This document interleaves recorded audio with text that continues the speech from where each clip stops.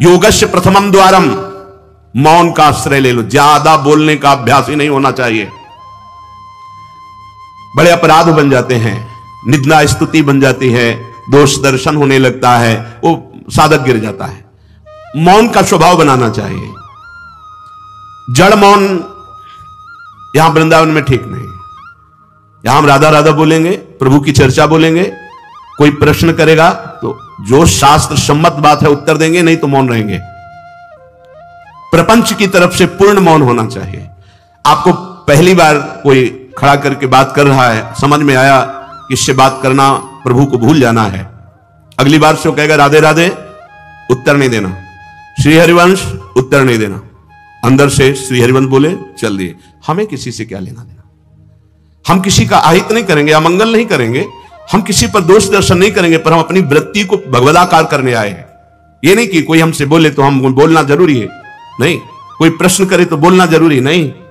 उपासक हो, आप कृपा करें तो बात कर ले, ना चाहे तो बिल्कुल आपके ऊपर कोई शासन नहीं कि आपको बात करना ही पड़ेगा, ऐसा सिद्धांत नहीं है। योगस्य प्रथमम द्वारम वांग निरोधो, सबसे पहली साधना है वाणी को रोक ले। बोलने से बहुत शक्ति नष्ट हो जाती है। जैसे हम भगवत चर्चा करें तो इससे शक्ति बढ़ती है, लेकिन प्रपंच की वार्ता करने से वाणी की शक्ति नष्ट हो जाती है। जब आपकी जबान अपवित्र हो गई तो नाम कैसे चलेगा? जब वाणी अपवित्र है तो आपके अंदर शास्त्रीय कैसे शब्दों का भाव आ पाएगा? नहीं आ पाएगा। महावाक्यार्थस्य विचारिताम, आप नहीं विचार करने की क्षमता वाले रहेंगे। यदि आपने व्यर्थ की बातें शुरू कर दी, अश्लील भाषण बोलते, गंदी भाषा बोलते हैं, तो आप में कभी विचार शक्ति ही नहीं रह जाएगी कि आप शास्त्रों के, संतों के वाक्यों का मनन करने की सामर्थ्य रखें। खो देंगे सामर्थ्य। बहुत अमृतमय वचन निकलते हैं मौन वाणी को पावन रखने वालों के, एकदम शहद में डूबे हुए वचन। इसलिए वाणी पर अंकुश कीजिए। जरूरत हो तो बोलिए, नहीं तो मौन। श्री जी का जस गाइए, नाम कीर्तन कीजिए, इसके अलावा मौन रहिए। इन नियम ले लीजिए। जब आए हो भगवत प्राप्ति के लिए तो काहे को बख्शो। इन इंद्रियों को सीधे अनुशासन में लीजिए ना। आपका स्वरूप इंद्रियां थोड़ी है, आप इनके संचालक हैं। आपकी सामर्थ्य से सामर्थ्यवान होकर आपको बांधे हुए हैं, आप इनको बांधिए। बहुत हो गई स्वतंत्रता इन दुष्टों की। माता देहूती जी भगवान कपिल जी से कहती, मैं ऊब गई इन दुष्ट इंद्रियों से भोगते हुए, नाथ अब वो उपाय बताइए जिनसे इन दुष्ट इंद्रियों के कब्जे से मैं बाहर निकलूं। माता देहूती जी, ये बहुत दुष्ट है, ये कुछ मिनट तो लगेगा, बहुत शांत है और भगवत स्वरूप में लगने वाली हैं, और एक क्षण में गिरा के ऐसे नरक में खड़ा कर देंगी जहां पश्चाताप ही होता है, हाथ कुछ नहीं लगता। योगस्य प्रथमम द्वारम वांग निरोधो, फिर अपरिग्रह। पहला द्वार है वाणी पर शासन कीजिए। हम वाणी गायन करेंगे, श्री जी के लीला चरित्र, नाम कीर्तन, इसके अलावा मौन। कई साधकों को यह स्पष्ट आज्ञा करी श्री जी की प्रेरणा से कि आप नहीं बोलोगे, तो उसका पालन करना चाहिए। जब सत्संग में आप सुन रहे हैं कि योगस्य प्रथमम द्वारम, तो आप अपनी वाणी को संयम में रखिए। किसी की मजाक, उपहास, किसी की चुगली, निंदा, ये सब बिल्कुल नहीं। अगर आप ये सब करते रहेंगे तो निरंतर नाम नहीं चलेगा। आप सत्संग का मनन नहीं कर पाएंगे। मनन करके आप अपने आराध्य देव में स्थित नहीं हो पाएंगे। जरूरी है मौन, जरूरी है, पर विचार मौन। ये धाम है, इसलिए हम जड़ मौन की बात नहीं करते, विचार मौन। और वो मौन ही किस काम का, जो एक शब्द में हम बात कर लेते हैं, वो 5 मिनट लगाएं। जैसे कोई बात करनी, अब वो कुछ बोला, अब उसमें पूरी एकाग्रता, पूरी शक्ति नहीं, सीधे बोल रहे, स्विच ऑफ कर दे, क्या चला गया। जड़ मौन के लिए फिर ना ऊ ना ऊ, कुछ नहीं, ना लिखना, ना पढ़ना, ना कुछ, बिल्कुल बालवत परमहंस स्थिति। कोई प्रश्न नहीं, कोई उत्तर नहीं, एकदम जड़वत, जीते जी मृत, जीवन मुक्त होने के लिए।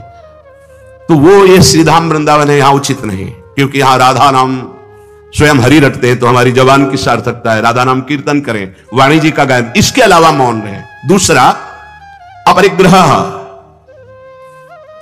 उतना ही स्वीकार कीजिए जिससे आपकी जीवन यात्रा चलती, इसके बाद नहीं। एक भी वस्तु एक्स्ट्रा आपके पास नहीं होनी चाहिए। क्यों होनी चाहिए? जब रोज का रोज श्री जी दे रही तो तुम्हें एकत्रित करने की जरूरत क्या है? आपको जो दिनचर्या में चाहिए बस उतना ही, इसके आगे नहीं। एक भी कंबल एक्स्ट्रा नहीं रखना होना चाहिए, एक भी वस्त्र नहीं एक्स्ट्रा नहीं होना चाहिए। जो हमारी दिनचर्या में आ रहे हैं कि 2 कॉपिन, 2 मार्किन, बनियान, स्वेटर, 1 कंबल या 2 कंबल, जिससे आपकी दिनचर्या कट रही, बस इसके अलावा आपके पास कुछ नहीं। आपकी जो दिनचर्या है, वो दिनचर्या जो प्रभु दिए हुए हैं शरीर पालन पोषण के लिए, शरीर के लिए उतनी आवश्यक है। अगर सही दिनचर्या करनी तो राइट टाइम पे आपका पहले कंबल हटना चाहिए। समय कंबल फेंक दिया दूर, अब अपनी दिनचर्या में लग जाओ। काहे को शरीर को इतना दुलार करके बबुआ बनाए हुए हैं, कान के कंटूप ऐसे बांधे, मुंह में ऐसे बांधे, ऐसे क्या होना है इसको? ये जड़ शरीर है, जितना प्यार करोगे उतना ही परेशान करेगा ये। हाँ, इसको ज्यादा नहीं, आहार दे दिया, संयम नियम से स्नान ध्यान पूजा पाठ, हर समय भगवत चिंतन। ये जड़ है, अभ्यास है। यहां कौन बांधता है कुछ 12 महीना झेलता है? नहीं, मस्तक आओ, ये सब कौन बांधता है? ऐसे अभ्यास, चलो इतने कमजोर अभ्यास के हैं तो जितना उचित वस्त्र उतना पहन लिया। अब ये नहीं कि सोमवार को हरा, मंगल को नीला और बृहस्पति को पीला, और अलग अलग दिन के अलग अलग स्वेटर, अलग अलग दिन के अलग अलग। भैया ये विलासिता नहीं। भगवत प्राप्ति करनी तो एक स्वेटर में 10-5 साल तो कटी जाएंगे, दूसरा हम क्यों लें? एक जिपर मिल गया, उससे शरीर ढक लिया, 10-5 साल चलेगा, 2-3 महीने पहनने को होता है, हर साल नया। तो भाई हमें क्या कर, हमें कहीं जाना है क्या पार्टी में?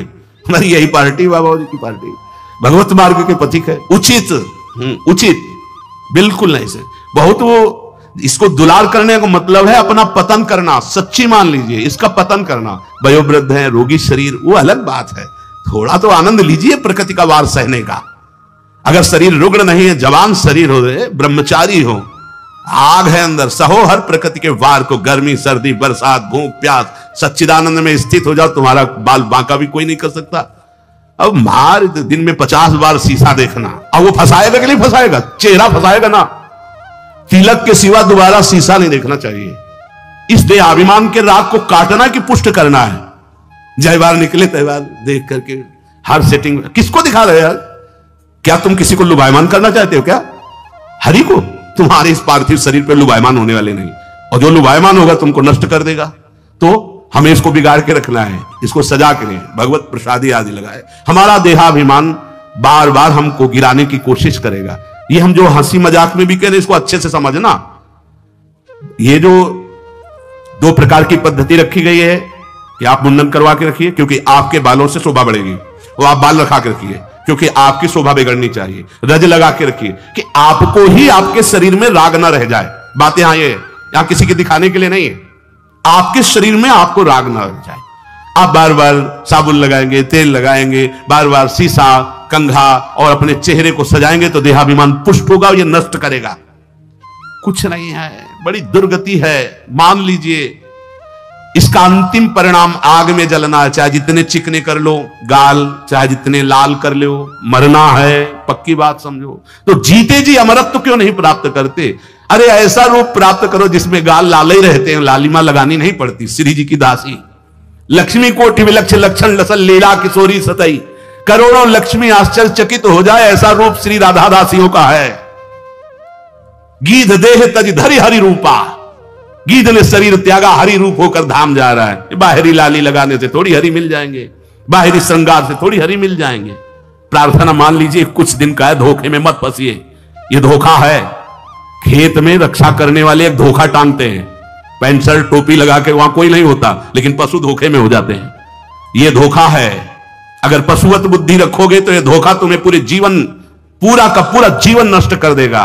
इसी धोखे से निकलने के लिए हमें अवसर मिला है।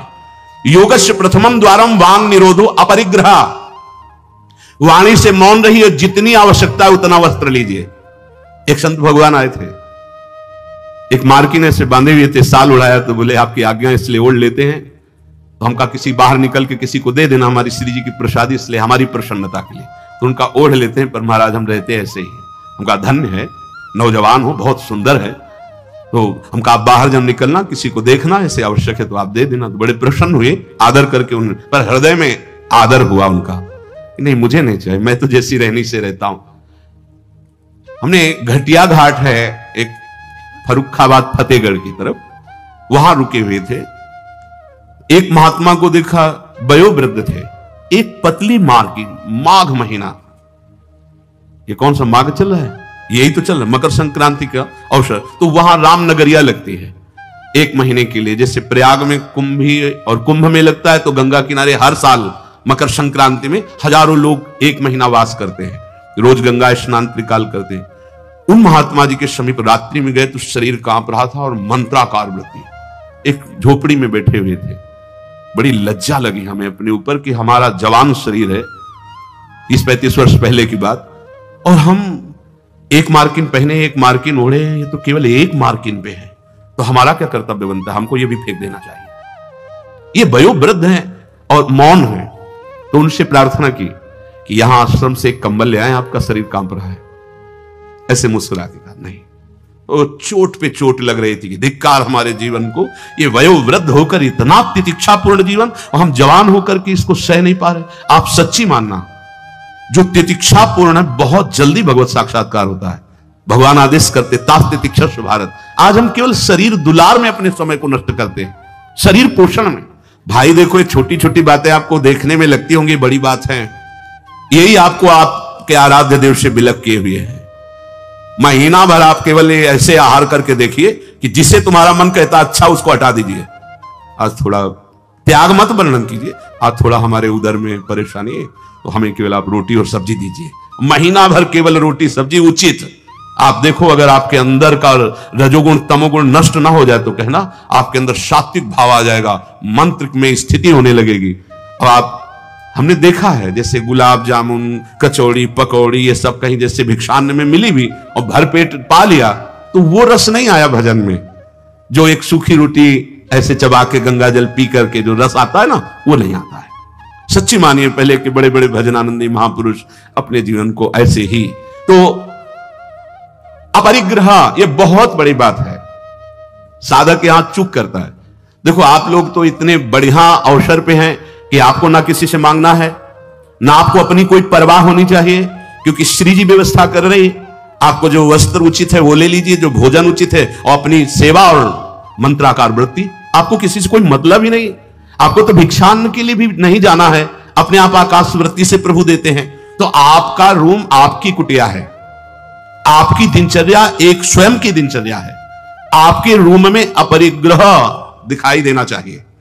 बिछाने का, एक ओढ़ने का, जो आप जितना सहन कर सकते हैं उतना। अगर आप एक कंबल से रात काट सकते हैं तो दूसरी मत डालिए, चाहे 10,000 रखे हो, आपको क्या मतलब है? पूरी सृष्टि में सब भोग सामग्री आपके लिए है क्या?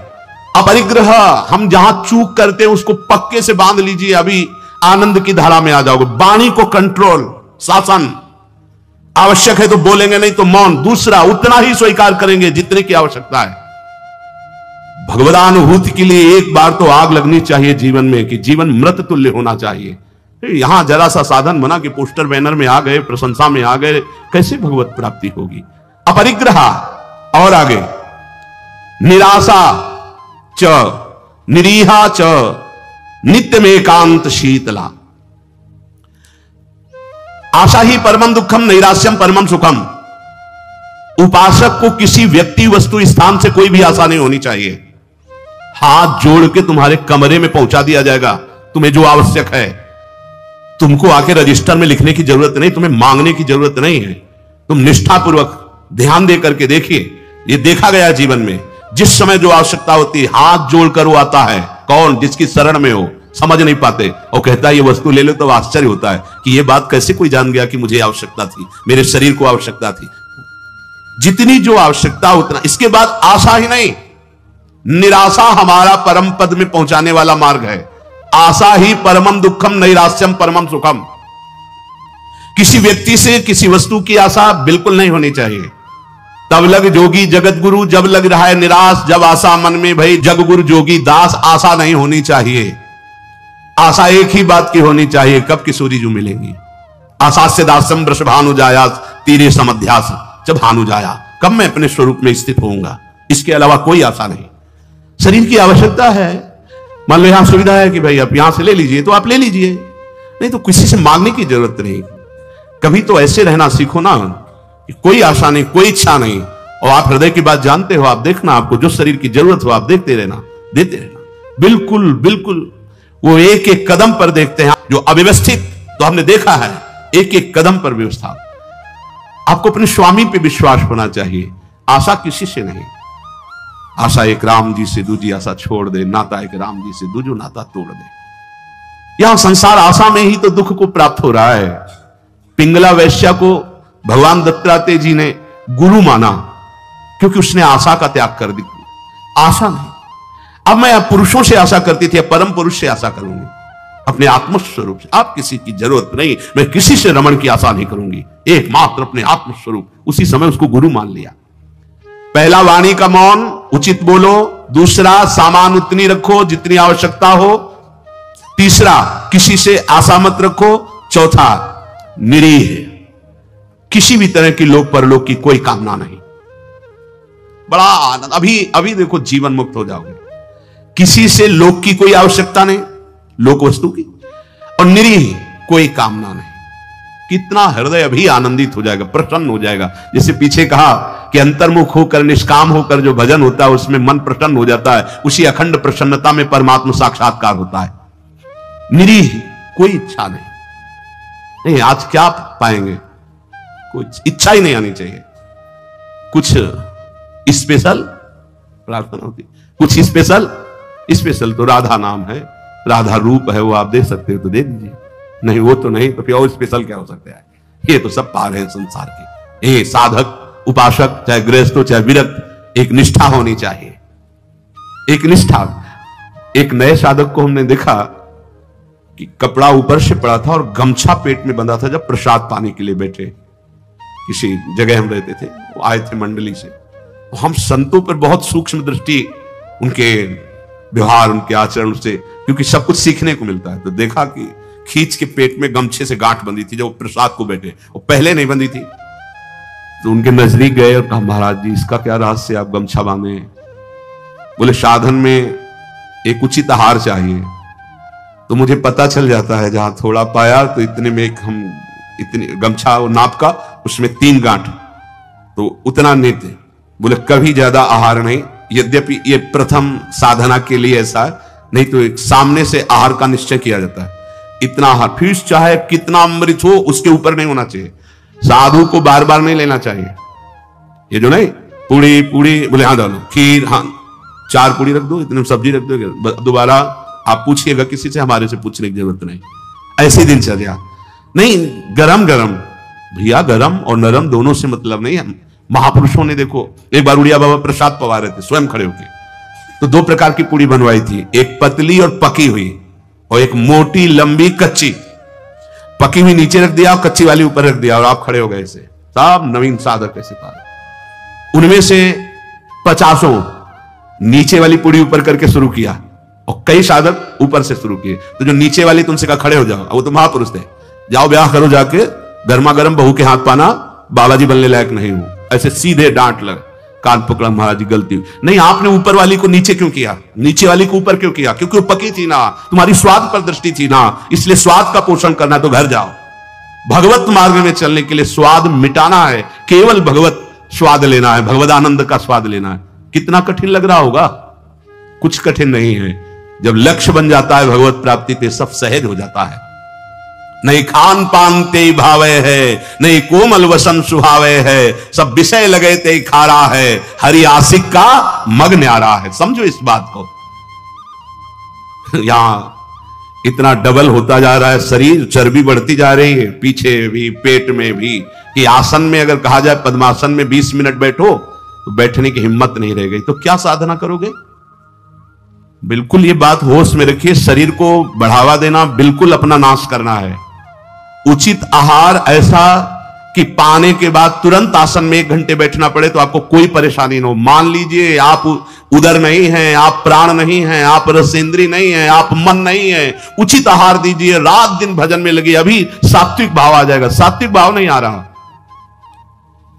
ईमानदारी से देखिए आप कितना समय मोबाइल में नष्ट करते हैं, जिनके पास मोबाइल है। ईमानदारी से देखिए आप कहीं अंतर्मुख अध्यात्म की वृत्ति से युक्त हो पाएंगे?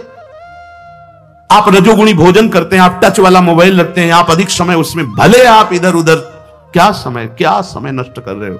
एक एक सेकंड इतना है। जब कोई जरा सी व्यर्थ की बात करता है तो चिड़चिड़ाहट पैदा होती कि ये तुम अपना समय नष्ट कर रहे हो, समय नष्ट कर। अरे जितने सेकंड में हम राधा राधा बोलते उतने में तुमने व्यर्थ बात सुना दी, व्यर्थ बात। चलो गृहस्थ आश्रम में व्यापार नौकरी आदमी तो उसको बेचारे को विवशता है, लेकिन आप भगवत मार्ग के पथिक गए। आपका बिल्कुल एक एक मिनट बड़ा कीमती है, एक एक मिनट जगत मंगल के लिए है। हम एक मिनट में 10 बार 20 बार नाम लेंगे और वो नाम जगत को देंगे कि जगत का मंगल हो, तो हमारी साधुता सुरक्षित हो गई। निरीह इच्छा रहित और नित्य में एकांतशीलता, नित्य एकांत में शांत भाव से, शीतल भाव से। एकांत बहुत खतरनाक है नवीन उपासक के लिए, यह अनुभव की बात है। जहां आप अपने कमरे में जाएं तो समाज से ज्यादा सावधान हो जाएं, पक्की बात कह रहा हूं। समाज में तो बहुत शालीन गंभीर स्वभाव अपने को रखना ही पड़ेगा, क्योंकि हजारों की दृष्टि है। एकांत में किसी की दृष्टि नहीं है, उसकी दृष्टि है जिसके लिए आप बाबा जी बने हो या जिसके लिए आप भगत बने हो। अब एकांत आपका कहां जा रहा है वो खुद देख रहा है। जो शास्त्र शीर्षा पुरखा सहस्राक्षा सहस्त्रपात, वो प्रभु देख रहा है कि तुम्हारी एकांत में प्रिय वस्तु क्या है। मोबाइल, सांसारिक नौटंकी नाटक, या विषय चिंतन, या विषय क्रिया, वो देख रहा है। और अगर आप एकांत में शास्त्र स्वाध्याय कर रहे हैं, नाम जप कर रहे हैं प्रभु के लिए, तो वो देख रहा है, वो भी देख रहा है। इसलिए प्रार्थना है नित्य में एकांतशीलता। आपका स्वभाव एकांत में बहुत ही सावधानी पूर्वक समय कटने वाला हो। एकांत साधु का सही तो परमार्थिक, कैमरे के आगे तो सब सही बोलेंगे, सही देखना होगा, सही हरकत में रहना होगा। एकांतिक आपकी हरकत क्या है, एकांत में आपका चिंतन क्या है, यही खास बात होगी। दो मुखड़े होते हैं, एक होता है सामाजिक, एक होता है एकांतिक। सामाजिक से भी एकांतिक सावधान साधु का मुखड़ा होता है। असाधु का समाज में बहुत बढ़िया और पीछे कुछ और होता है। हर एक व्यक्ति की बुद्धि में दो बुद्धि होती है, एक होती सुमति, एक होती कुमति। एक होती दैवी संपदा को वर्धन करने वाली सुमत, एक राक्षसी संपदा को। अर्थात कुछ ऐसे मुखड़े होते हैं जिनका एक मुखड़ा तो देवता होता है, दूसरा राक्षस होता है। अगर एकांत में तुम्हारा चिंतन, तुम्हारा आचरण, तुम्हारा विचार, तुम्हारी क्रियाएं कुमति के द्वारा हो रही हैं, तो सामने देवता बनोगे और पीछे राक्षस बनोगे। ये दुमुही चाल भगवत प्राप्ति के लिए बहुत बाधक बात है। जो तुम्हारा एकांत वही समाज, जो समाज वही एकांत। हम इष्ट और गुरुदेव के सीसी कैमरे में हर समय रहते हैं। हमारा इष्ट और गुरुदेव हर समय मुझे देख रहा है। दरवाजा बंद करने पर हम एकांत नहीं हो गए, वो गुरुदेव की दृष्टि है, हमारे आराध्य देव की दृष्टि। हमें पहले सोचना चाहिए, कुछ करने के पहले, कुछ देखने के पहले, कुछ सोचने के पहले, कि अंतर और बाहर दोनों जगह मेरे गुरुदेव सुन रहे हैं, देख रहे हैं, मेरे आराध्य देव सुन रहे हैं, देख रहे हैं। इसलिए नित्य में एकांतशीलता, एकांत में बहुत शीलवान, धैर्यवान, विनम्रता पूर्वक अपने मन को समझा करके केवल प्रियालाल में लगाना। एकांत स्थितिरिंद्रियो परमणे हेतुर्दमश्चेतसः संरोधे कर्णम समेनो विलयम यायादहम वासना। एकांत में रह करके बढ़ी हुई इंद्रियों के वेग का दमन करता है साधक, क्योंकि एकांत में इंद्रियां बहुत प्रबल हो जाती है। मन, इंद्रियां, खास जिस समय आप शयन करने जाते हैं उस समय बहुत सावधान। जब तक नींद ना आवे तब तक माला चलना चाहिए। उस समय मन के चक्कर में मत पड़ना, ये अनुभव की बात कहते हैं। जब तक आपको नींद ना आवे तब तक बैठ जाइए, माला चलाना शुरू कर दीजिए। शयन के समय खास, जिस समय आप अपने कक्ष में गए शयन करने, मोबाइल हो तो सबसे पहले कमरा बंद करने के पहले स्विच ऑफ करो, उसको बंद करो मोबाइल को। प्रार्थना मान लेना, अगर प्रार्थना मान लोगे तो प्रार्थना करने योग्य हो जाओगे। गेट बंद होने के पहले स्विच बंद होना चाहिए मोबाइल का। अब अपने कमरे में शयन के लिए गए हैं, उस माला हाथ में लेकर बैठ जाओ। जब नींद आने लगे तो और धन्यवाद है कि माला छाती से लगा हुआ सो गए, धन्यवाद।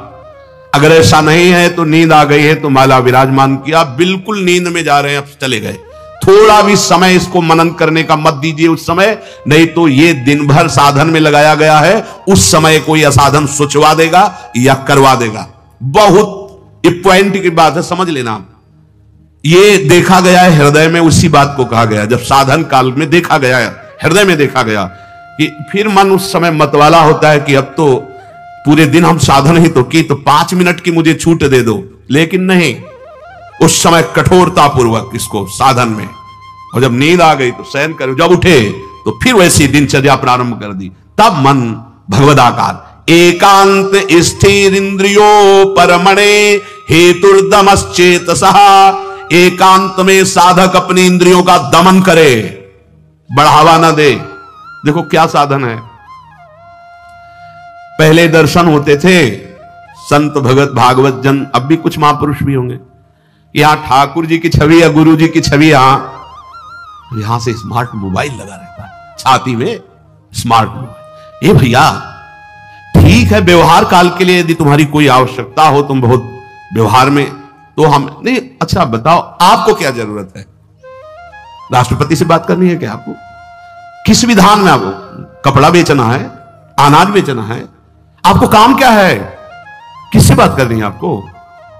जिनकी विशेष व्यवहारिक कोई सेवा गुरुजनों से मिली, वो तो बात उतनी ही केवल जितनी मिली है। नहीं, आप बताओ, हम भगवत प्राप्ति के मार्ग के साधकों के लिए मोबाइल भगवान की क्या आवश्यकता है? कितनी आवश्यकता है? क्यों आवश्यकता है?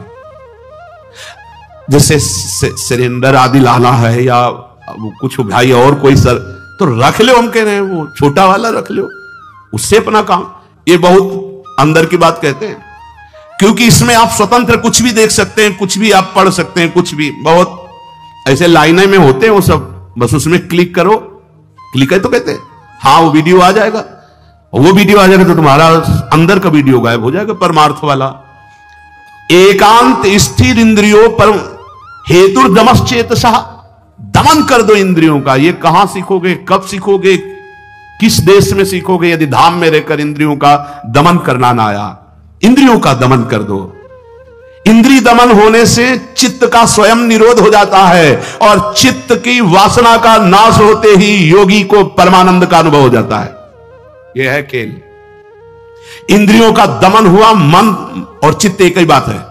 चित्त का निर्वासनिक होना, ब्रह्मानंद का स्फुरित हो जाना, भगवदानंद का स्फुरित हो जाना, और फिर स्फुरित होकर अविचल भाव में स्थित हो जाना। यही जीवन मुक्त अवस्था मुनि की होती है, महात्मा की होती है। साधक सिद्ध अवस्था को प्राप्त हो जाता है। इसलिए जो सत्संग में सुना उसका मनन किया जाए, उसको जीवन में धारण किया जाए। देखो बड़े भाग्य से सत्संग ये मिल रहा है जो शास्त्र सम्मत। मन का और आसक्त संसार में हो जाना, मन का भंजन होकर परमात्मा प्राप्ति के लिए चलना, ये तो बहुत ही कठिन। आप सुन रहे हो, हम बड़े कृपा पात्र हैं जो आप सुन रहे हो। आप सुन रहे हो तो हम बड़े कृपा पात्र हैं कि आप ये सत्संग सुन रहे हो। नहीं तो इस सत्संग के सुनने के लिए अपने आप से गा लो, अपने आप से सुन लो, वो तो सुनने को मिलेगा क्योंकि उसमें, लेकिन इसमें सुना है, इसमें नाश नाश नाश, काट काट, हर संबंध, हर विषय, हर मनोरंजन काट, फिर आकर के अपने स्वरूप में स्थित हो गया। हम आपके ऋणी हैं जो आप ये सत्संग सुन रहे हैं, और अगर इस सत्संग को सुनकर मनन करके आप जीवन में धारण कर लेंगे तो सच्ची मानिएगा इसी जन्म में भगवत प्राप्ति हो जाएगी, जो अत्यंत कठिन है। नहीं तो विषय रस बढ़ाने वाला, संसार पे सत्यत्व बुद्धि करने वाला, नाना प्रकार के भोगों की प्राप्ति का उपाय बताने वाला, ये तो बात मिल सकती है, ये प्रवचन मिल सकता है, लेकिन समस्त संशयों को छिन्न भिन्न करके परमात्मा स्थित करने, ये तो जब द्रवहि दीन दयालु राघव तो साधु संगति पाइए। इसलिए लाभ ले लीजिए। ये हम कह रहे हैं इसलिए नहीं, ये बहुत बड़ा संयोग बना है प्रभु का। जैसे आंधी कभी कभी आती है, ऐसे ही हरि की अनुग्रह रूपी आंधी चल गई है। अगर इस आंधी में उड़ गए तो प्रभु के पास पहुंच जाओगे, और नहीं तो आगे कलयुग की आंधी ऐसी आ रही है जो काली आंधी है, जिसमें मार्ग ही नहीं दिखाई देगा कि सतमार्ग किसे कहते हैं। जीवन का लाभ ले लीजिए। अपनी इंद्रियों को ज्यादा बहिर्मुख मत कीजिए, नाम जप कीजिए, भगवद आश्रित रहिए। जो सुनिए तो मनन कीजिए। महामहिम सी चरण चिन्ह में बैठ करके प्रभु और प्रभु के पावन चरित्रों के कथन श्रवण का सौभाग्य, इससे प्रतिपल नवीन उत्साह बढ़ता है भगवत प्राप्ति का। सत्संग की स्वयं की एक महिमा है। यदि हम आदर पूर्वक श्रद्धा विश्वास करके श्रवण करें, मनन करें और जीवन में उतारें, तो बहुत जल्दी संसार की आसक्ति का नाश हो जाता है और भगवत प्राप्ति की पात्रता आ जाती है, दिव्यता आ जाती है, दैवी संपदा का हमारे हृदय में प्रादुर्भाव हो जाता है। आसुरी संपदा का नाश हो जाता है। साफ संगों के त्यागने की जो बड़ी कठिनता है, वो सत्संग में सहज में ही वो सामर्थ्य प्राप्त होती है कि हम उसे त्याग देते हैं। सर्वसंग त्याग ही महा आनंद में डुबोता है। ये जो हम संग करते हैं किसी विषय का, वस्तु का, व्यक्ति का, स्थान का, मूल हमारे हृदय में आनंद प्राप्ति की लालसा होती है। आप देख लीजिए, अच्छे से अच्छा या बुरे से बुरा जो भी हमारे द्वारा कृत्य होता है, उसका मूल कारण होता है सुख भोगने की लालसा। मुझे आनंद आ जाए, क्या पीऊं, क्या खाऊं, क्या देखूं, क्या सूंघूं, क्या छूऊं, क्या भोगूं, जिससे मैं आनंदित रहूं। पर दिशा गलत हो गई, खोज आनंद की हो रही है, क्योंकि ये आनंद का ही अंश है, इसलिए ये आनंद की खोज कर रहा है। हमारा वेद कहता है आनंदो ब्रह्मेति व्यजानात्, आनंदाद्धेव खल्विमानि भूतानि जायन्ते, आनंदेन जातानि जीवन्ति, आनंदम प्रत्यभि संविशन्ति थी। जो आनंद हम खोज रहे हैं वो ब्रह्म है। उसी आनंद ब्रह्म से हमारा प्रादुर्भाव हुआ है, जन्म हुआ है। उसी आनंदेन जातानि जीवंती, उसी आनंद में हम जीवित हैं, जीवित रहना चाहते हैं और ऐसे आनंद को प्राप्त करना चाहते हैं जहां दुख का लेश न हो। आनंदम प्रत्यभि संविशन्ति थी, प्रवेश पाना चाहते हैं ऐसे आनंद में जहां लेश मात्र भी दुख न हो। बिल्कुल, हम आनंद से प्रकट हुए हैं, आनंद में ही जीवित हैं और आनंद में ही प्रवेश करना चाहते हैं, क्योंकि हम आनंद के अंश हैं, जो आनंद सिंधु सुख राशि, ईश्वर अंश जीव अविनाशी। वो आनंद क्या है?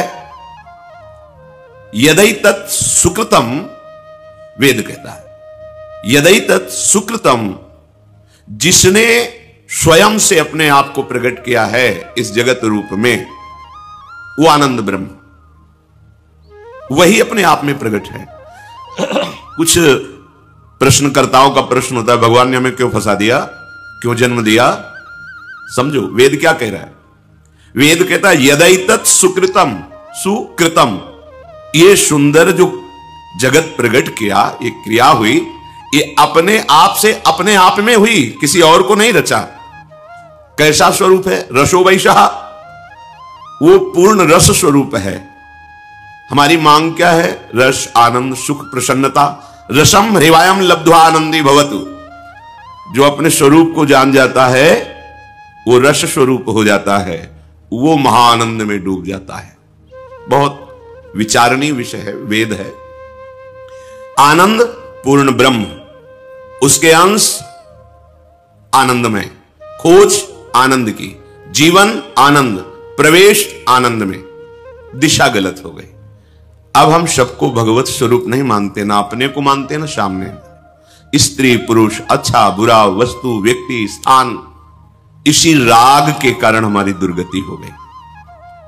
आनंद जब तक हमें प्रभु नहीं मिलेंगे तब तक नहीं। देखो, जब हम ऐसे कर्म करते हैं कि आनंद का मार्ग ढक जाता है तो हमें जीना अच्छा नहीं लगता। आनंदेन जातानि जीवंती, आनंद के लिए ही हम जीते हैं। जहां लगा कि अब आनंद नहीं मिलेगा तो बस लगता है आत्महत्या कर लो, प्राण त्याग दो। क्यों? क्योंकि आनंद में जीना चाहता है। क्यों आनंद में जीना चाहता है? क्योंकि वो आनंद का अंश है। फिर उसे आनंद क्यों नहीं मिला? क्योंकि दिशा गलत हो गई, सोच गलत हो गई, भ्रमित हो गया। आनंद प्रभु में है। वो आनंद, उसका तारतम्य वर्णन करती श्रुति। पीछे संस्कृत में कई बार इसकी चर्चा हुई, सहज में। लौकिक आनंद, युवावस्था हो, निरोग शरीर हो, संपूर्ण भूमंडल पर अधिकार हो, संपूर्ण शास्त्रों का ज्ञान हो और अपार धन संपत्ति हो, बहुत सी सुंदरियां उसकी सेवा में लगी हो, इसे भोगानंद को मानुषानंद कहते हैं। युवा शरीर है, स्वस्थ है, विद्वान है, धैर्यवान है, पूरे भूमंडल का शासक है, विशेष विशेष रत्न आभूषण सब उसके अधीन है और सुंदरियों के द्वारा, वो युवतियों के द्वारा सेवित है। इसे मानुषानंद कहते हैं। सबसे बड़ा भूमंडल का यह आनंद है जो मनुष्य योनि में आकर इस मानुषानंद को प्राप्त करके उत्तम कर्म, पुण्य, दान, यज्ञानुष्ठान आदि, तो मनुष्य योनि से गंधर्व योनि को प्राप्त होता है। भगवत प्राप्ति की बात नहीं हो रही है। गंधर्व योनि को प्राप्त हुआ जो मनुष्य है, उस मानुषानंद से 100 गुना बढ़कर उसे सुख मिलता है। उसे मानुष गंधर्व कहते हैं। ऐसे मानुष सुख से 100 गुना बड़ा सुख उस मानुष गंधर्व का है।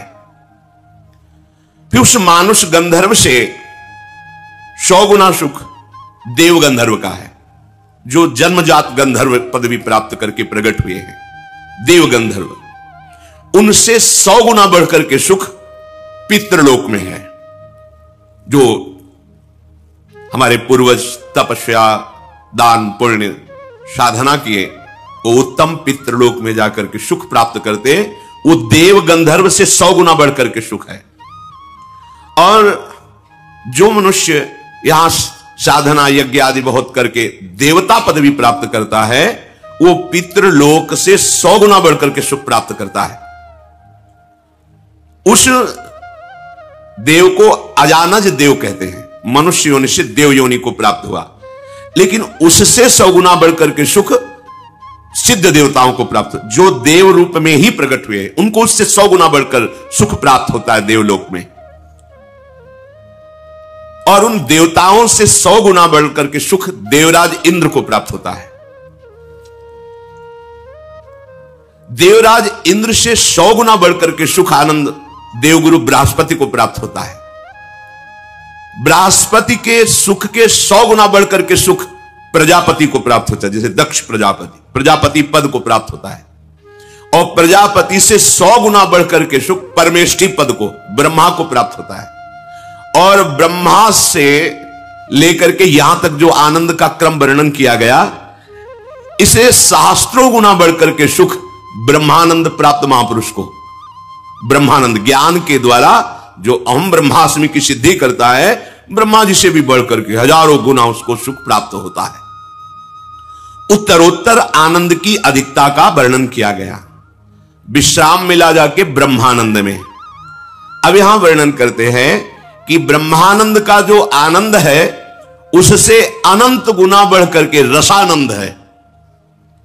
ब्रह्मानंदो भवेदेश चेत परार्ध गुणीकृता नैति भक्ति सुखाम बोधई परमाणु तुलामपि।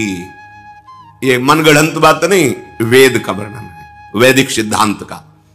ब्रह्मानंद की जो संख्या मानुष सुख से शुरू हुई और ब्रह्मा तक पहुंची, उससे हजारों गुना बढ़कर सुख उस ब्रह्मानंद को प्राप्त महापुरुष को, जो उसको सुख प्राप्त है, एक के ऊपर 17 शून्य लगावे, उसे परार्ध कहते हैं। एक लिखा और 17 शून्य लगा दे, उस संख्या को परार्ध कहते हैं। इस परार्ध से उस ब्रह्मानंद का गुणा किया जाए, वो भी भक्ति के प्रेम सुख के कण के बराबर नहीं है। ये देखो, ओहो, तो हम कह सकते हैं कि ब्रह्मानंद से अनंत गुना सुख प्रेमानंद में है। ऐसे प्रेम की प्राप्ति के लिए हमें मनुष्य शरीर मिला है। सोचो, आप कितनी मूढ़ता धारण करते हैं, इतने महासुख को एक क्षुद्र विषय में छोड़ देते हैं, त्याग देते हैं। आप क्या हैं? आपको किस पंक्ति में खड़ा किया गया है? आप अपने भाग्य की सराहना नहीं कर सकते? अहो भाग्य लाडली, आज आपने प्रेम मार्ग में मुझे चलने का सौभाग्य दिया। आप जानते हो, आपको जो मिला है, इसके लिए ब्रह्मा जी भी तरसते हैं। हजारों वर्ष तपस्या करने पर भी गोकुल की लता नहीं बन पाए। वृंदावन की लता की तो मांग ही नहीं की। आश्चर्यचकित होकर, भयभीत होकर 3 परिक्रमा करके चले गए। 60,000 वर्ष तपस्या की कि गोकुल की कोई लता बन जाए, नंदन की चरण धूलि पड़ेगी। ये वृंदावन धाम आपको मिला, आश्रय मिला, दर्शन मिला, वास मिला।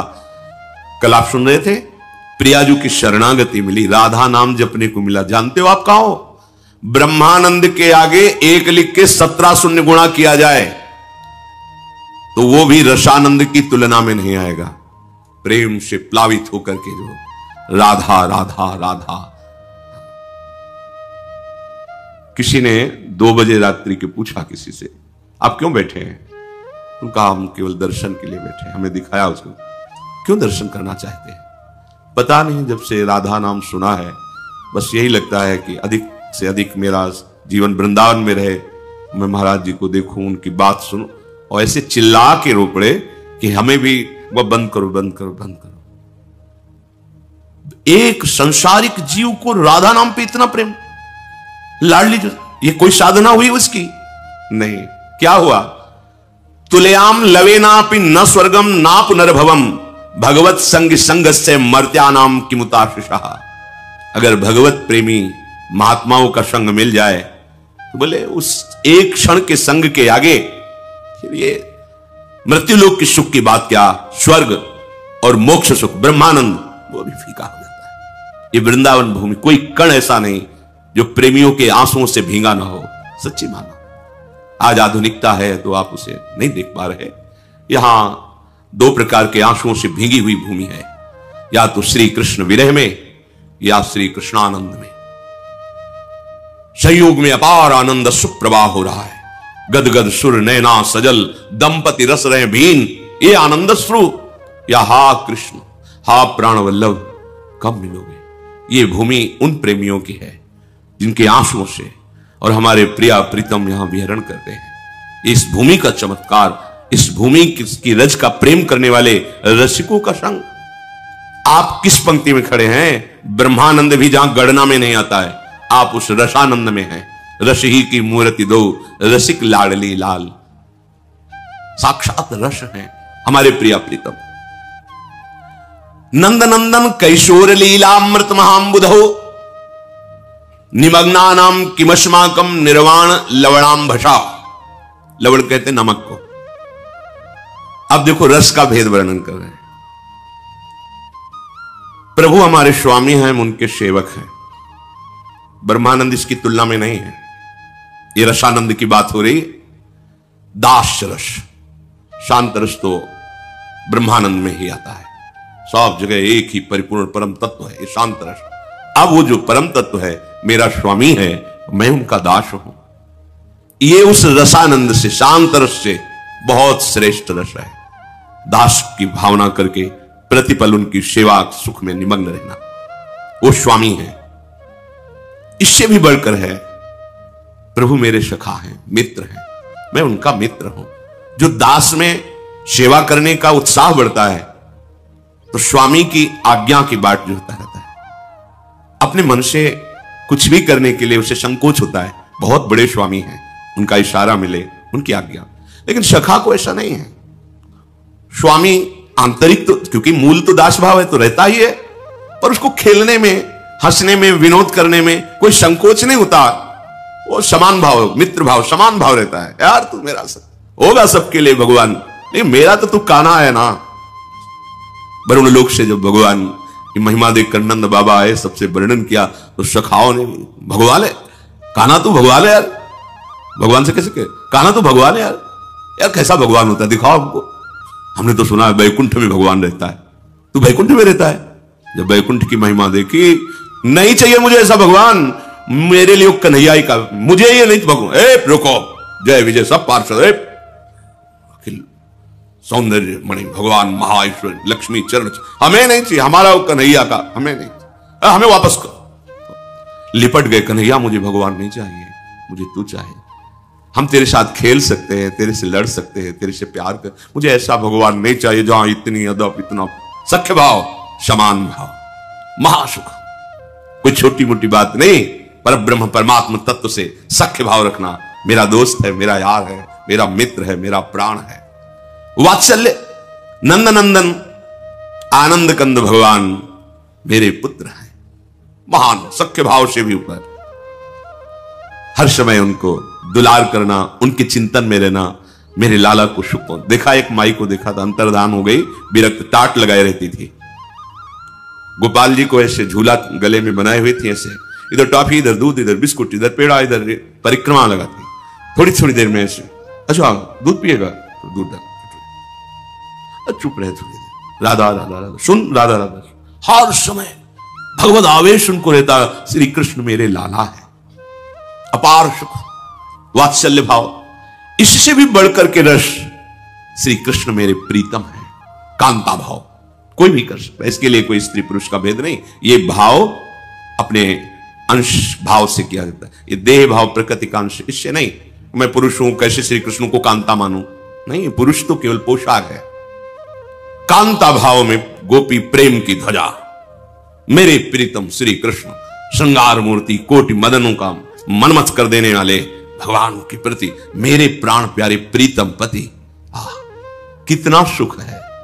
देखो ना मीरा जी को, राणा जी अंतर ध्यान हुए, बोले सुहाग उजाड़, बोले ना इनका हमने सुहाग भरा था, न ये सुहाग उजड़ेगा। मैं गिरधर को अपना पति मानती हूं, उन्हीं का सुहाग है, मेरा अविनाशी चूड़ला है। मैंने ऐसे पति को वरा ही नहीं कि जो जन्मा और मर जाए, मैंने अविनाशी श्री कृष्ण को, जाके सिर मोर मुकुट मेरो पति सोई, मेरे तो गिरधर गोपाल। कितना अपार सुख, रोम रोम पुलकित होता है इन महापुरुषों की निष्ठा और भाव देखकर। इससे भी ऊपर महामाधुर्य रस, प्रियाजू के चरणों की ठसक, मैं लाडली जू की हूं। ये शरीर भाव लेकर, ये बहुत मलिन शरीर है, केवल भगवत प्राप्ति के लिए इसकी योग्यता है और बहुत घृणित शरीर है ये। इसको लेकर तर्क वितर्क की, मैं पुरुष हूं कैसे दासी भाव करूं, कैसे सखी। जो ऐसे प्रभु की जिनके प्रति कांता भाव तक की उपासना का वर्णन किया गया, वो प्रभु जिन हमारी प्यारी जू के प्रेम रस में मतवाले रहते हैं। राधा राधा जाहि श्याम मुरली में टेरत, राधा राधा राधा राधा राधा, वो हमारी स्वामिनी है। स्वामिनी होते हुए हमारी प्रिय सखी है। जैसे सखी से कोई संकोच होता है क्या? जैसे अपनी प्रिय सखी से कोई संकोच थोड़ी, तो हमारी स्वामिनी भी है, हमारी प्रिय सखी भी है। हास परिहास रस, अद्भुत अद्भुत। एक सेकेंड के लिए भी ना प्रिया प्रीतम में कभी बिछो होता है, ना सहचरी और प्रिया प्रीतम में एक सेकेंड रही न सकत पल पलकन अंतर, जैसे जल में भी, जल से मछली को जैसे नयनन मग है पान कर, आठों पहर एक सेकेंड के लिए न प्रिया प्रीतम में और न प्रिया प्रीतम से सहचरियों में अपार सुख की वर्षा होती है। वो हमें मार्ग मिला है, हम अधिकारी हैं सुख के। मानुष सुख से लेकर ब्रह्मा सुख, ब्रह्मा सुख से लेकर ब्रह्मानंद, ब्रह्मानंद से लेकर ये रस भाव की चरम अवस्था। पर हालत क्या है? हम चंद रुपए के लिए, चंद भोगों के लिए इस महासुख प्रदान करने वाले मार्ग को, प्रिया प्रीतम को ऐसे छोड़ देते हैं। इससे बड़ी मूढ़ता और क्या होगी? कहीं ओस के चाटने से जन्म जन्म की प्यास बुझेगी? नहीं, आपको जो सुख मिला इसको समझिए। बार बार इसीलिए हम इसे सुनाते हैं कि अपने लोग समझें। अहोभाग्य तो तब है जब सर्वस्व का भाव त्याग कर लाडली में लग जाए। चलो चलो का तात्पर्य, यदि आप नहीं त्याग सकते तो पकड़ तो सकते हैं ना। हम नहीं कहते त्यागने की तरफ, हम पकड़ने की तरफ कहते हैं। केवल राधा नाम पकड़ लो। मेरी बात, मेरी प्रार्थना मान लीजिए। कितना मन आनंदित हुआ देखो सुन के। या छोड़ने की कोई बात नहीं, छोड़ने की बात में अभी पसीना आ जाएगा जब सब छोड़ने की बात आएगी। छोड़ना कोई खेल तमाशा नहीं। गोपीजनों से कह रहे हैं भगवान श्री कृष्ण, जिन गृहस्थ की मोह ममता की बेड़ियों को बड़े बड़े योगी नहीं काट पाते, उस गृहस्थ में रहते हुए तुमने मोह ममता का किंचित बंधन स्वीकार नहीं किया और मेरे से प्रेम किया। मैं जन्म जन्म तुम्हारा ऋणी हूं। भगवान बोले, 20 वर्ष बाहर रहने पर भी हृदय का राग बना रहता है, ये मेरे, ये मेरे, ये मेरे। चलो बनाए रखो सब मेरे मेरे। एक काम कर लो, जितना तुम प्रपंच लादे हो अपने दिमाग में, बुद्धि में, उसमें एक महामहिम बात और लाद दो, राधा राधा राधा। अब हमारा जीवन ये राधा नाम के आधार पर जिएगा। हम नीच हैं, पापी हैं, अपवित्र हैं, जो भी बोलो हैं, पर अब राधा नाम नहीं छोड़ सकते। जब बुराइयां नहीं छोड़ पाए तो इसको क्यों छोड़ेंगे? नहीं छोड़ेंगे। समझो हमारी हृदय की बात। ये बहुत चिंतन करने पर, कल भी कई बार हम कहते हैं, ये बहुत चिंतन करने पर हम बोल रहे हैं। ऐसे नहीं कि केवल ऐसे ही बोल दिया भाषण की तरह, नहीं, इस पर बहुत अंदर डूब करके कैसे जीव का कल्याण होगा? अपने लोगों का कल्याण कैसे होगा? हाँ, हम छोड़ने से डरते हैं, पकड़ने में अच्छा लगता है, स्वीकार करने में अच्छा लगता है। हाँ चलो आओ पकड़ो राधा नाम, ये छुड़ा देगा, ये आपको पहुंचा देगा जहां पहुंचाना है। बस आप निश्चिंत रहो, अब आपको छोड़ना नहीं पड़ेगा, सब छूटता चला जाएगा। कैसे? इतनी जलन पैदा हो जाएगी, उस मार्ग में कदम नहीं रखोगे जिसमें नहीं रखना चाहिए, वो खा नहीं सकोगे जो तुम्हें नहीं खाना चाहिए, वो पी नहीं सकोगे, क्योंकि राधा नाम का पहरा है। आप पकड़ो तो, पकड़ के तो देखो, महासुख में निमग्न हो जाओगे। सबसे बड़ा महान सुख, महामाधुर्य रस दात्री, सत्प्रेम सिंधु मकरंद रसौगधारा, एक गोरे चरणारविंद की ठसक, लाडली जू का आश्रय। ये ऐसा आश्रय है जहां इतना भी संशय नहीं कि भ्रष्ट हो गए तो तुम्हारी दुर्गति हो जाएगी। ये शब्द गोरे चरणारविंद में नहीं है, खूब शोध करके शास्त्र को तब बोल रहे हैं, क्योंकि हमारी महारानी जी को ने कहूं न रिस कहूं, भूल हूं न हो सके। प्रीतम जी पार पार, बस मुस्क, बहुत उद्दंड है, हर आज्ञा का उल्लंघन करता है, शास्त्र निषेध आचरण करता है, इसको तो दंड मिलना चाहिए। नहीं नहीं नहीं, आप समझ रहे ना, हम ऐसे पावर से जुड़ गए। समझ, अगर ने कहूं ना देखें, पढ़ के देख लो सिद्धांत विचार, ये ने कहूं तो ठीक है, करो हिसाब तुम उसका, बस ऐसे हो गए। अगर कहीं रिस पाई गई है तो महाराज से पाई गई है, जरा सा ऐसे किया व्याकुल हो गए। लालन तेरे ही आधीन, विठल विपुल देव जी महाराज कह रहे, लालन तेरे ही आधीन, तेरे ही रस बस श्याम सुंदरवर जाचत है जो दीन, लालन तेरे ही आधीन। सुनील सखी हाँ साच कहता हूं, तू जल है ये मीन, लालन तेरे हमारे माई श्यामा जो को राज। कैसे बताएं, अगर आचार्य चरण संभाले ना तो हृदय फेल हो जाए। हृदय की सामर्थ्य नहीं कि उस आनंद को झेल सके जिस समय मंद मुस्कुराती हुई नीलांबर फहरा रहा है, विशाल नेत्र, प्राण निकल जाए। प्राण की सामर्थ्य नहीं कि महारानी जी की झांकी को सह सके, फिर सेवा और संभाषण ये तो बहुत दूर बात रही। हमारी श्री जी ने कहो न रिस कहो। ये आजकल के लोग सुबह कसम खाए शाम के तोड़ दिए, या मंगल को खाए बृहस्पति को तोड़ दिए, इनकी बड़ी दुर्दशा है, सुकृत नष्ट हो जाते हैं, अपने लोगों से बड़ी गलती हो जाती है। सहसा कोई प्रतिज्ञा करो मत। हम प्रयास कर रहे हैं छोड़ देंगे, हम प्रयास करते हैं ऐसा नहीं करेंगे, हम प्रयास करते हैं ऐसा। प्रतिज्ञा अगर ले लो तो ये ध्यान रखो कि आपके पुण्य नष्ट हो जाएंगे यदि प्रतिज्ञा आपने तोड़ दी। कसम, प्रतिज्ञा, ये सब एक ही बात कही जाती है। तृण छू के शपथ पूर्वक मैं कहता हूं कि आज के बाद ऐसा कभी नहीं, या सामने किसी भगवान मंदिर में आज के बाद में ऐसा, या गुरुदेव अब तो देर नहीं लगता कसम खा लेते हैं, तोड़ लेते हैं। हमारी प्रार्थना है मत खाना कभी कसम, कसम नहीं खानी चाहिए, प्रार्थना है। आपसे कोई कहता है कसम खाइए, छोड़ दीजिए, नहीं कसम नहीं खाऊंगा पर प्रयास करूंगा, आज के बाद बिल्कुल नहीं ऐसा हो, पूरा प्रयास करूंगा।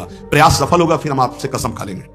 अभी हमें कुछ महीने के लिए छूट दीजिए, मैं बिल्कुल नहीं करूंगा और कसम नहीं खाऊंगा, प्रयास कर रहा हूं। कसम ऐसे मत खाओ, प्रतिज्ञा ऐसे मत लो। यदि प्रतिज्ञा ले ली तो चाहे प्राण निकल जाए, अब नहीं, ये ध्यान कर लीजिए। अगर तीन बातें साधक में हैं तो परिपक्व अवस्था आने में देर नहीं लगेगी, आठों लक्षण आ जाएंगे। पहला, व्यवहार पवित्र शुद्ध। दूसरा, जितने नियम लिए हैं निष्ठापूर्वक निर्वाह। तीसरा, प्रतिज्ञा करिए मत, और कर ली प्रतिज्ञा तो जीवन चाहे नष्ट हो जाए प्रतिज्ञा नहीं टूटेगी। जैसे ये प्रतिज्ञा ही है वैराग्य भेष, इसमें कसम खाई नहीं जाती, स्वाभाविक कसम है। अब देख लो इसके निर्वाह का क्या जीवन होता है। ये हर समय हमको याद दिलाता रहता है कि तुम वैरागी हो, विषयी नहीं हो, तुम महात्मा हो, साधारण जीवात्मा नहीं हो, तुम भगवत मार्ग के पथिक हो, तुम सांसारिक मार्ग के नहीं हो। आप बस इस एक प्रतिज्ञा का पालन कर लो, भगवान मिल जाएंगे। ये हर समय उपदेश देता रहता है। जब भगवा वस्त्र धारण कराया गया था तो यही कहा गया था, जब संन्यास वेश, ध्यान रखना है काषाय वस्त्र की मर्यादा को रखना। ये वेश है, ये पवित्र वेश है, ये त्रिभुवन पावन करने वाला वेश है, इसको समझते रहना। ये हर समय तुम्हें जागृत रखेगा कि तुम किस मार्ग के पथिक हो। तो आज के सत्संग का जो सार सूत्र, संत महापुरुषों का आश्रय, उनका शासन स्वीकार करना, सांसारिक पुरुषों से मित्रता न करना, ना सांसारिक चर्चा संगोष्ठी करना, किसी जो हमारी निंदा कर रहा है किसी भी तरह से उसको कष्ट देने की भावना आना बनना, अपनी वाणी से कभी किसी की निंदा न करना, छोटे से बच्चे को भी मान देने का स्वभाव रखना, किसी से सम्मान प्राप्ति की इच्छा न रखना, सदाचार सरलता के साथ तुम्हारा संयम जितेंद्रियता पूर्वक समय व्यतीत होना चाहिए, प्रतिष्ठा किसी भी तरह की पद उपाधि साधक जीवन में स्वीकार न करे, आखिर निरंतर अपने लक्ष्य का चिंतन करें। इसकी पूर्ति के लिए व्यवहार शुद्धि, नियम निष्ठा और प्रतिज्ञा पालन जीवन भर तीनों। अगर ये तीनों कहीं भी फिसल रहे तो तुम पतित हो चुके हो। तभी पतित हुआ पुरुष कभी प्रतिज्ञा का पालन नहीं कर पाता, पतित हुआ पुरुष कभी नियम निष्ठा में नहीं चल सकता, पक्की दिनचर्या नहीं हो सकती। उसकी व्यवहार शुद्धि कैसे कही जाए जब पतित हो गए। देखो, और पतित को भी पावन करने का रास्ता है भगवान की शरण। अब भी आपके पास चांस है, आप अपने को भगवत प्राप्त महापुरुष बना सकते हैं, आप अपना जीवन परम कल्याण कर सकते हैं, आप जीवन मुक्त हो सकते हैं। इसलिए सच्चे अच्छे पवित्र आचरण करो और नाम जप करो। किसी के आगे हाथ पसारने की जरूरत नहीं कि आशीर्वाद दे दीजिए, हमारी प्रार्थना मान लीजिए। यदि आप नाम जापक हैं तो दूसरों को सुख देने की सामर्थ्य रखने वाले हैं। आप भगवान के अंश हैं, आप कोई साधारण नहीं। आप अपने स्वरूप को पहचानिए, ये भटकना छोड़िए। आप परम स्वतंत्र भगवान के अंश हैं, आप परम स्वतंत्र हैं। ये माया आपको जो बांधे हुई है, इसी से मुक्त होने के लिए, इसी भ्रम को मिटाने के लिए हमें मानव देह मिला है। ए मारे घूम रहे, हमें सुख मिल जाएगा, कोई दे देगा आशीर्वाद। अरे आशीर्वाद भगवान ने दे दिया तुम्हें, तुम भगवान के अंश हो, तुम्हें मानव दे दिया, तुम्हें बुद्धि दे दी, विवेक दे दिया। इससे तुम सुखी नहीं हो पा रहे तो किसी के आशीर्वाद से क्या सुखी हो जाओगे। आशीर्वाद भी वही लागू होता है जो सत्कर्मी होता है, जो पाप नाशक अनुष्ठान किए हुए उसी के ऊपर आशीर्वाद जाता है। आप सोचे आप करें पाप, विषय विलासिता, और आपको कोई परमहंस आशीर्वाद दे दे, आपकी सामर्थ्य नहीं कि ऐसे आशीर्वाद देने वाले महापुरुष तक पहुंच पाए। जो पे दुष्ट हृदय सोई हुई, मोरे सन्मुख आव की सोई, वो जा ही नहीं सकता। अगर चले गए तो आशीर्वाद मांगने की जरूरत नहीं है, वो बात मिल जाएगी जो तुम्हें दूसरों को आशीर्वाद देने की सामर्थ्य प्रदान कर देगी। अपने लोग भगवान को भी आशीर्वाद देते हैं, अपने लोग महारानी जी को आशीर्वाद देते हैं, उन्हीं के नाम बल से, उन्हीं के चरण आश्रय बल से। लाडली रुथारो अविचल रहो जो सुहाग, आपका सुहाग अविचल रहे, आप दोनों ऐसे सुखी रहे। जब हम अपने आराध्य देव श्यामा से हमको आशीर्वाद दे सकते हैं, फिर और कौन बचा। तो किसके बल से? उनके नाम बल से, उनकी आराधना के बल से। क्या आप नाम जप नहीं कर सकते? क्या आप आराधना करके ऐसे समर्थ नहीं बन सकते? समर्थ वही है जिसका हाथ फैलाना मिट जाए, किसी से भी नहीं। आपके पास नाम है, आपके पास मंत्र है, उपासना है, आप समर्थ हैं, पर आप अपनी वस्तु को पहचान ही नहीं रहे। नाम जप में रुचि नहीं, सतमार्ग सत्क्रियाएं ये रुचि नहीं, तो कहीं भी भाग के चले जाओ, दुख ही मिलेगा, अशांति मिलेगी, चिंता मिलेगी, आशीर्वाद नहीं मिलेगा। वो देगा भी तो लगेगा नहीं, क्योंकि हृदय में हमारे अंदर पात्रता नहीं आ रही। पात्रता नाम जब से आती। मान लो प्रार्थना, कुछ समझ में आवे या ना आवे, राधा राधा राधा। श्रीपाद कह रहे हैं, न राधा प्रियो नापि वृंदावनम और नैव वृंदान तत् प्रेम भाजाम। प्रेम भाजाम, जो प्रेम पात्र बन चुके हैं, जिनके हृदय में वृंदावन प्रकाशित हो चुका है, प्रिया प्रीतम खेल रहे हैं, ऐसे महापुरुषों का संग नहीं, वृंदावन का आश्रय वास नहीं और प्रिया प्रीतम की उपासना नहीं, तो तुम्हारा जीवन धिक्कार। किस काम का जीवन? ये बच्चे पैदा करना, सोना, खाना, पीना, रहना, जीना, ये तो सुअर कुत्ता भी कर रहे हैं। देव दुर्लभ मनुष्य देह कही गई, बड़े भाग मानुष तन पावा, सुर दुर्लभ सदग्रंथन गावा, दुर्लभो मानुषो देहो। बड़ी महिमा किस बात की? भगवत प्राप्ति की, जीवन मुक्त होने के लिए, भजन रूपी धन कमाने के लिए। यदि भजन नहीं, ज्ञान नहीं, भक्ति नहीं, वैराग्य नहीं, तो फिर पशु से बढ़कर के तुम नहीं हुए, पशु से नीचे ही हुए। क्योंकि पशु तो अपने कर्मों का भोग भोग कर ऊपर उठ रहे हैं, तुम सबसे ऊपर आकर अब ऐसे कर्म कर रहे हो कि नीचे योनियों को जाओगे। श्रीपाद कह रहे हैं, कोई भी आराधना किए बिना प्रभु की सुखी नहीं हो सकता, चाहे वो ब्रह्मा के पद में ही क्यों ना हो। सच्ची मानना, अगर सुख का अनुभव होगा तो भगवत आराधना से। ये बैठ जाए दिमाग में, भोगों में सुख नहीं है। अनंत ब्रह्मांडों में जितने भोग हैं सब माया के द्वारा रचित हैं। अगर वो सुखद भोग लग सकता है तो प्रभु को अर्पित करने के बाद, प्रभु से जुड़ने के बाद, प्रभु की दृष्टि पड़ने के बाद, जैसे ऐसे हम पाते हैं तो अन्न है, लेकिन जब प्रभु को अर्पित करते हैं तो प्रसाद हो जाता है, और प्रसाद पाप का नाश करके हृदय में प्रसन्नता प्रकट करता है। प्रसन्नता ही भगवत आनंद की तरफ आगे बढ़ाती है। समझ में नहीं आ रहा, हम बार बार भटक रहे हैं इन्हीं भोग, इन्हीं सुविधाओं को सुख मान। अगर नाम जप नहीं चल रहा तो समेट लो जितनी सुख सुविधाएं। अंतिम समय हमारी बात याद करना, कुछ तुम्हारे हाथ नहीं लगेगा। अब भी देख लो, कोई 20 का है, कोई 50 का, कोई 40 का, 30 का, इतना समय व्यतीत हो गया। क्या है तुम्हारे पास जो यहां से ले चलोगे? और कौन सी अनुभूति है जिसमें तुम तृप्ति का अनुभव कर रहे हो कि मुझे ये मिला, मैं तृप्त हो गया? कुछ नहीं, जीरो पे जीरो हो। वही वासना, वही मांग, वही चिंता, वही शोक, वही भय, वही कामना, देखो ना, अंदर देखो, संतोष, शांति, निर्भयता, निश्चिंतता, निशोकता, परमानंद एक भी है नहीं, वो बिना भगवत आराधना के नहीं। श्रीपाद कह रहे हैं, हिरण मम राधा नागर चरण मरणे पिनैव विस्मरतु तनुरपि न विपत कोटिषु जीवन वृंदावनम क्षणम त्यजतु।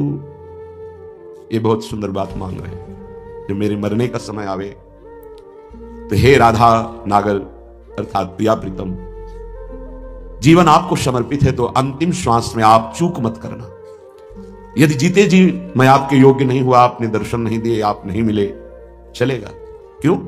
क्योंकि नाम आपका है ना, नाम के सहारे जी लेंगे हम आपकी लीला गुण गायन करके जी लेंगे, आपके प्रेमी जनों के संग से, आपके चरणारविंद के अनुराग रंग में हम जी लेंगे। पर अंतिम समय आप, बहुत सुंदर बात भक्तों ने मांगा भी है, कह रहे हैं कि अंतिम समय आप मेरे हृदय में स्फुरित हो जाए।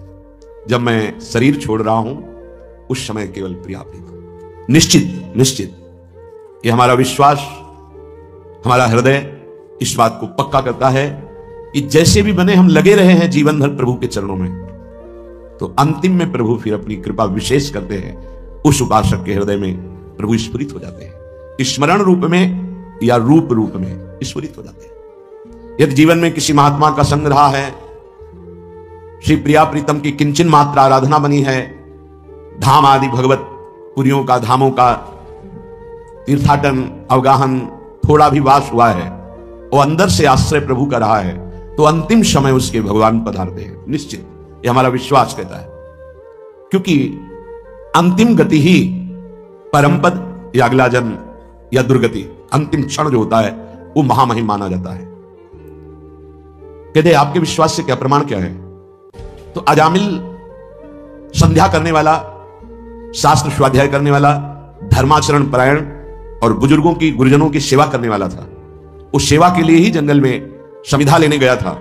वहां व्यभिचार परायण वैश्य और व्यक्ति को देखा, कामांध हो गया। एक दृश्य ने उसे पूरे जीवन को बर्बाद कर दिया। तो अंतिम समय में जब वृद्धावस्था की सीमा चल रही थी कि उस समय संतान का योग था ही नहीं, पर संत जन आए और उन्होंने कहा कि अब जो संतान होगी उसका नाम नारायण रखना। अत्यंत आसक्ति छोटे पुत्र में होने के कारण मरने के समय वो उसे बुला रहा था, नारायण नारायण। तो शायद वो आवाज वहां तक ना पहुंची हो, पर नारायण के पार्षद आ गए और उसको परम पद मिला। ये घटना क्यों घटी? क्योंकि धर्मात्मा था, वो अच्छे आचरण करने वाला था। कुसंग से भ्रष्ट हो गया तो क्या हुआ? हरि ने अंतिम संभाल दिया। तो जो अपने जीवन में प्रयासरत है कि नाम जप करूं, जीवन में प्रयासरत है कि हमसे कोई पापाचरण ना हो जाए, जीवन मेरे जीवन धन प्रभु के लिए है, तो हमारा विश्वास है अंतिम उसका बहुत मंगलमय होगा। जो जीवन में मनमानी आचरण करता है, पापाचरण करता है, ढेर सारी वही बहुत समेट लिया, मरोगे तो कुछ साथ नहीं जाएगा। अंतिम समय जो तुम्हारी दुर्गति होनी वही तुम्हारे दिमाग में आ जाएगा और तुम उसी को प्राप्त होगे। श्रीपाद मांग रहे हैं प्रियालाल से, हन्मम राधा नागर चरणम मरणे पिनैव विस्मरतु। जीवन भर आपकी आराधना की, अब अंतिम समय जब मेरा मरने का आवे तो हे प्रिया प्रीतम आप स्फुरित हो जाए, आपके चरणारविंद हमारे हृदय में स्फुरित हो जाए। अब ऐसे कड़वे संसार में जन्म ना हो, जहां केवल छल है, कपट है, धोखा है, जहां सत्य का किंचन मात्र लेश भी व्यवहार में नहीं है।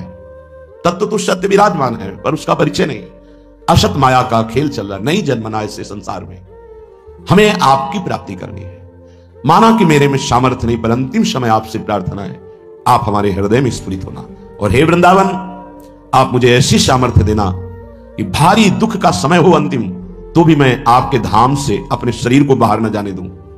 यह बड़ी बात है। एक क्षण के लिए भी मैं कभी अंतिम चेष्टा में, जब मेरा शरीर भारी पीड़ा में हो, यहां से जब जाना होता है, जिनका आखिरी जन्म होता है, तो बहुत कुछ हमारी गंदगी जमा है जन्म जन्मांतरों की, वो बहुत शीघ्र भुगवाई जाती थोड़ा थोड़ा करके। तो देखा जाता है कि बड़े महापुरुष भी अंतिम समय बहुत ही विकराल परिस्थिति आ जाती है। उस समय भागना नहीं है औषधि के लिए, नहीं, ये धैर्य उपासक के अंदर ही होता है। पास में ही राधा टीला है, अभी कुछ ही वर्षों पहले की बात है। यहां के पूज्य जो महंत जी थे, बड़े ही कुंज बिहारी श्री हरिदास चरणारविंद के अनुरागी थे। रामकृष्ण मिशन में गए, परेशानियां बढ़ रही थी। उन्होंने जांच की, उन्होंने कहा यहां नहीं, आपको दिल्ली जाना होगा, या हो सकता है आगरे में हो जाए, या तो नहीं हो सकता, न मथुरा में न वृंदावन में। कुंज बिहारी श्री हरिदास, कौन जाएगा दिल्ली आगरा। हालत खराब होती चली गई। श्री हरिदास कुंज बिहारी श्री हरिदास। सबसे कहा कि स्वामी जी बुला रहे हैं हमें, जल्दी तैयारी करो जल्दी। ये अभी कुछ वर्षों की बात है, ये अपने सामने की बात कह रहे हैं। जल्दी भोग बनाओ, नहीं तो भोग नहीं लगा पाओगे, समय है अभी, राजभोग जल्दी लगाओ। राजभोग लगाया, प्रसाद लाओ, प्रसाद। बैठो सब सामने, कुंज बिहारी श्री हरिदास, श्यामा प्यारी कुंज बिहारी श्री हरिदास दुलारी। कीर्तन शुरू हुआ, कोई समझ नहीं पा रहा क्या कह रहे, बस खून की उल्टी हुई। बोले स्वामी जी बुला रहे, चले। ये है जीवन भर की आराधना का स्वरूप। अंतिम लीला बड़ी विचित्र होती, उस समय आराध्य देव ही संभालते हैं। पूज्य शिवड़िया बाबा बैठे हुए हैं, इधर प्रभुदत्त ब्रह्मचारी जी की कथा नीचे बैठ करके एक संत सुना रहे हैं, हजारों की संख्या में सभा भरी। बाबा ने कहा आज यहां स्मशान होगा। अचानक कौन समझ पावे महापुरुषों की, आज यहां स्मशान होगा। आज हम पहले 2 श्लोकों की व्याख्या करते हैं। जिसका जन्म होता है उसकी मृत्यु निश्चित होती है। आत्मस्वरूप जन्मा है, उसकी कभी मृत्यु नहीं होती। धैर्यवान कभी मृत्यु से विचलित नहीं। कोई समझ ही नहीं पा रहा कि बाबा आज बेप्रसंग की चर्चा कैसे कर रहे हैं। अच्छा तो सब सुनो, जो चर्चा हो रही सुनो। प्रभुदत्त ब्रह्मचारी जी की भागवत, ओम शांत बैठ गए। आखिरी ओम बाबा का था। इतने में वही आश्रम में रहने वाला एक कुछ विक्षिप्त टाइप का, या भगवान दास कुछ ऐसे नाम था, वो आया, कहने लगा लाओ हम चवर डुलाएंगे। तो ऐसे अनाधिकारी पुरुष थोड़ी महापुरुषों की सेवा में लग जाते, नहीं तुम हटो। क्योंकि सुलझा हुआ विवेकवान पुरुष ही महापुरुषों की सेवा में। उसको गुस्सा आया, गया तो चाला काटने वाला गड़ासा कहां से कैसे व्यवस्था की था, काल पहले से कंबल में ऐसे छुपा के आया, और इतनी रफ्तार से बाबा की चांद पे ऐसे खुले हुए ऐसे मारा 6-6 इंच गड़ासा, और ऐसे फव्वारा जैसे खून कैसे उठते। किसी को समझ में नहीं आया। सामने एक बूढ़ी माई थी, दौड़ के गई, लिपट गई, 5-6 गड़ासे मार चुके थे। अब कोई समझ ही नहीं पाया कि मतलब हो क्या रहा। काल का खेल देखो, वो सब आसपास, मतलब सब ऐसे ही। तत्काल माई ने, बूढ़ी माई ने उसको वश में किया, बूढ़ी माई ने। सब लोग उसको, फिर जो लीला, बाबा को एक इंजेक्शन लगाया गया कि अंतिम समय वो चेतना जागृत। ओ क्या पूरे जीवन तप ज्ञान की मूर्ति, अंतिम लीला कैसे जा रहे, पूरे जीवन मां मां मां पुकारते हुए रामकृष्ण पर, अंतिम गले में कैंसर, विविध प्रकार की पीड़ाएं। ऐसी महाभाव दशा में पूज्य भाई जी अंतिम समय में, जिनका आखिरी जन्म होता है बड़ा, तो उसीलिए ये ब्रह्मबोध संपन्न महापुरुष हैं, जीवन मुक्त महापुरुष हैं, प्रेमी महापुरुष हैं। क्या इनकी महिमा वर्णन करे, पर ये हमारे लिए कह रहे हैं, हम सबके लिए। क्योंकि ये जो मांग रहे हैं ये तो प्राप्त है इनको, हर समय लीला में प्रवेश है इनका।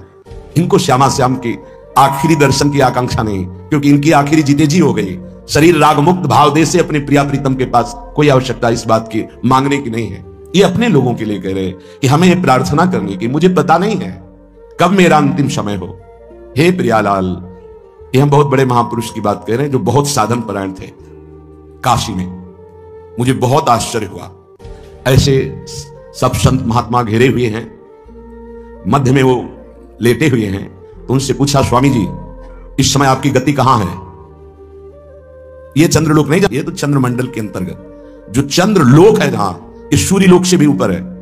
सूर्य को क्रॉस कर सके केवल दैवी शक्ति संपन्न जो त्रिगुणातीत हैं, उन महापुरुषों की, जो शुद्ध सात्विक शरीर वाले हैं, वो जो देवलोक का अतिक्रमण करके भी आगे बढ़ते हैं। सबसे ऊपर चंद्रलोक है, सूर्य लोक भी नीचे है शास्त्रीय पद्धति के अनुसार। उन्होंने कहा चंद्रलोक तक मैं समस्त मंडलों का भेदन करके पहुंच गया हूं,